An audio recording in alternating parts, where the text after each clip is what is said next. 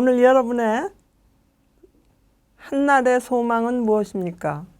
그리고 영원한 인생을 계획하고 따라서 그 삶의 목적은 알고 계십니까? 우리는 모두가 행복하기를 원합니다.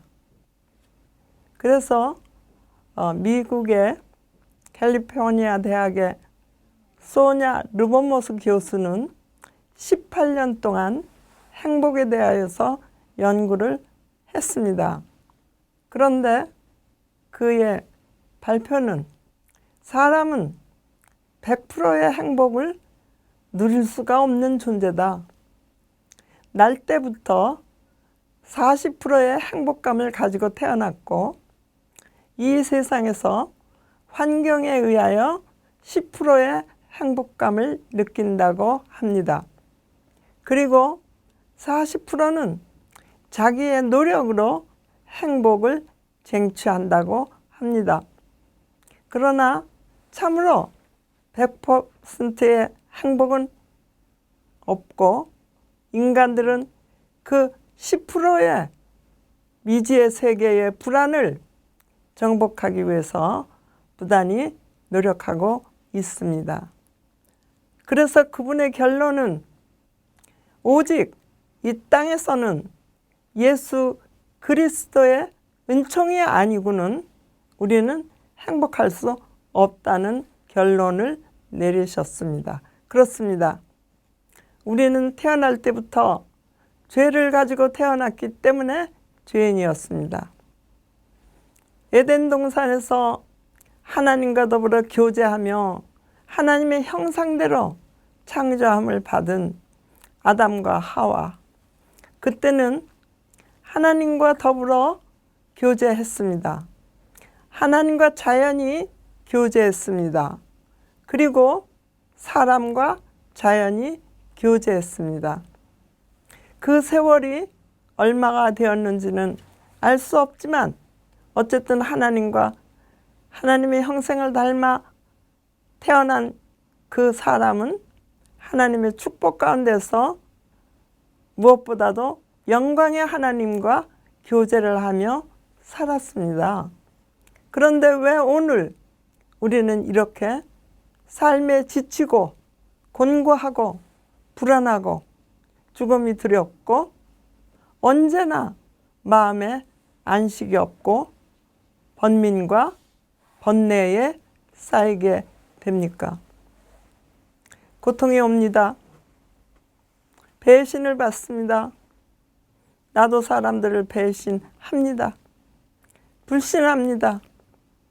각각 자기 이익을 위해서 버스럭거리면서 남에게 상처를 주고 또 나도 상처를 받아가며 살면서 인간들은 곤고했습니다. 그래서 여기에서 우리를 구원해 주시기 위해서 창조주 하나님이 사람이 되셔서 오신 분이 바로 예수 그리스도입니다. 예수님이 약 2000년 전에 이 땅에 유대 땅 베들레헴에 나셨지만 갑자기 나신 게 아닙니다. 벌써 하나님께서는 인류를 구원하시기 위해서 계획하시고 창세기 3장 15절에서 여자의 후손이 와서 뱀의 후손의 머리를 칠 것이라는 것을 예언하셨습니다. 우리는 하나님의 계시로 주신 그 말씀 안에서 영원한 미래를 바라보는 소망을 가질 수가 있고 악하고 참담하고 불안하여 떠는 사단의 속박에서 헤어날 수 있는 길을 하나님은 이미 준비해 놓으셨습니다. 그렇기 때문에 오늘 우리는 죄의 결과로 이 땅에 사망이 오고 그리고 그 사망으로 인하여 우리는 불안하며 한시적인 생활 가운데서 우리는 공허합니다.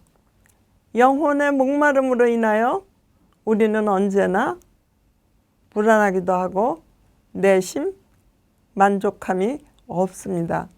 그러나 오늘 저는 하나님은 우리를 이런 상태에서 구원하셔서 자기의 자녀로 삼으시고 천지를 창조하시고 우주를 관리하시며 인생의 생사화 복을 주장하시는 하나님의 그 섭리대로 우리를 지키시고 보호하고 계시고 더구나 죄사함을 받은 내 안에 와서 하나님이 임재하고 계시다는 사실에 감사를 드리며 주님을 찬양하며 그분이 원하는 삶을 함께 살아나가고자 호소하는 바입니다. 엊그제 어떤 한 사람이 자살을 하기 위해서 한강 철교 위를 거닐고 있었습니다. 강물에 뛰어들어서 죽고자 하고자 함이었습니다. 그분은 갈망했습니다. 그리고 갈등했습니다. 하나님이 계시다면 나를 구원해 주셔야 하지 않겠습니까? 신이 있다면 내가 이렇게 고통 속에서 방황하고 괴로움 속에 빠져 있는 이 사실에서 건져 주어야 되지 않겠습니까? 하면서 그가 강물에 뛰어들려고 하는 순간 그 눈에 멀리 빨간 십자가의 불빛이 들어왔습니다. 그는 그 순간 그 불빛을 보면서 아 그래 내가 어려서 유년 주일학교에 다닐 때 배웠던 예수 그 예수님은 지금도 나를 보시고 계시는구나 생각하면서 그분은 내가 다시 마음을 고쳐 먹어야겠다. 죽을 힘으로 한번 살아보자. 그러면 저 십자가에서 죽고 부활하신 예수가 나를 도와줄 것이 아닌가 생각하면서 그날 자살할 것을 포기하고 돌아와서 신앙생활을 하면서 예수 그리스도를 만나고 그 만남의 기쁨으로 인하여 자기 삶이 변화되는 것을 보면서 이 좋은 예수를 전해주는 일에 최선을 다하며 살아가는 한 형제를 보았습니다. 그렇습니다. 오늘 우리는 나만 믿고 구원받았다. 여기서 만족하는 것이 아니고 하나님께서 우리에게 명령하신 대로 우리는 그 하나님의 나라를 이 땅에서 확장해야 되는 것입니다. 여러분, 예수를 믿으십니까? 믿으셨습니까? 행복하십니까? 기독교는 체험의 종교요, 계시의 종교요, 사랑의 종교입니다. 내가 오늘 예수를 믿었다면 그 예수 그리스도의 영이 성령으로 내 안에서 거하시기 때문에 우리는 안식과 평안을 누릴 수가 있게 됩니다. 그래서 종교적으로 고난 속에서 어떤 교주를 섬기는 것처럼 내가 문제가 있을 때는 밤새워서 몸부림치며 기도하고 그 문제가 해결이 되면 또 우리는 조금이라도 위안을 얻으며 하나님의 영광에 이르는 삶을 살지 아니하고 인간적 본연의 자세로 돌아가서 자기 자아가 주인이 돼서 또 고통합니다. 오늘 예수께서는 말씀하십니다. 오라 우리가 서로 변론하자.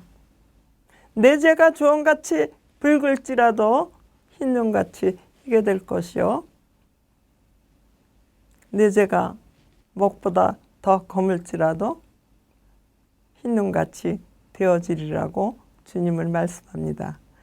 믿읍시다. 예수 그리스도를 신뢰합시다. 전능하신 하나님을 인정합시다. 그리고 그분을 따르는 삶을 살아갑시다.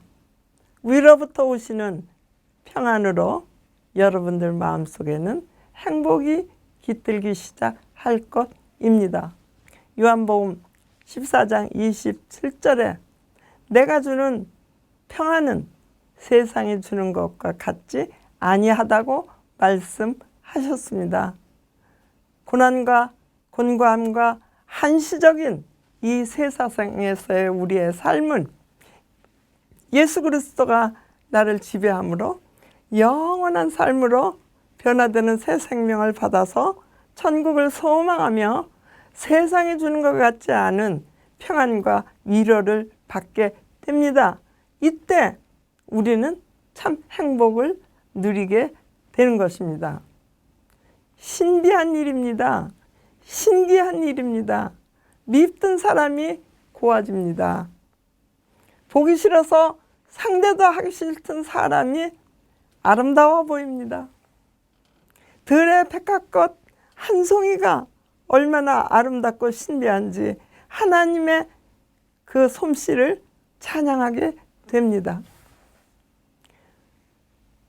물질이 부족하여 곤고함에 빠져서 많은 사람들이 옛날에는 허기진 배를 채울 수가 없었지만은 대한민국은 나라가 수립될 때 제1제헌의 날에 우리의 초대 대통령 이승만 박사께서는 국회의원 이은영 목사님에게 우리는 이 나라의 제헌의 날에 첫 번째 회의를 하나님께 기도함으로 시작하자라고 말하고 기도했는데 30분을 기도했는데 안 믿던 분들도 아멘 했고, 그리고 그분이 기도가 끝났을 때 그 국회의원들이 모두가 일어나서 박수를 치고 그리고 소망을 가지며